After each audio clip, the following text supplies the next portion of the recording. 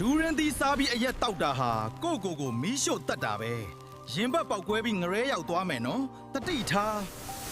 မင်းကွက်သီးနဲ့တကြားတွဲစားလိုက်တာဟာတေမင်းစီ VIP လက်မှတ်ဖြတ်လိုက်တာပဲစားပြီးရင်ပြန်နိုးလာမှာမဟုတ်ဘူးတေချင်ရင်တော့စားလိုက်ခေါ်အမဲသားနဲ့တရုတ်ချက်တော်မိတ်တွဲစားရင်ခန္ဓာကိုယ်ထဲမှာအစိတ်အတောက်တွေဖြစ်လာမယ်အသိဉာဏ်ရှိစားကြစမ်းမဟုတ်ရင်ဘဝဆုံးသွားမယ်နော်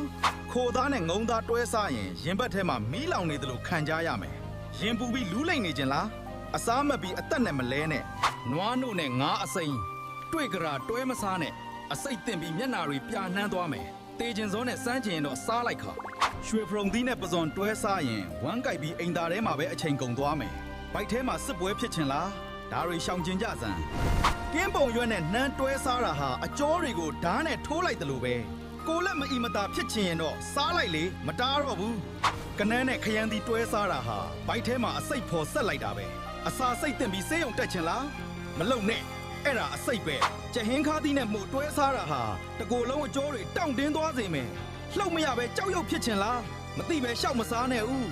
ကြက်ဥနဲ့တမာရွက်တွဲစားရင်အကျော်တွေဆွဲပြီးဒုက္ခရောက်လိမ့်မယ်အဲ့ရထဲမှာပဲတောင့်တောင့်ကြီးနေချင်လားတတိထားစားကြစမ်း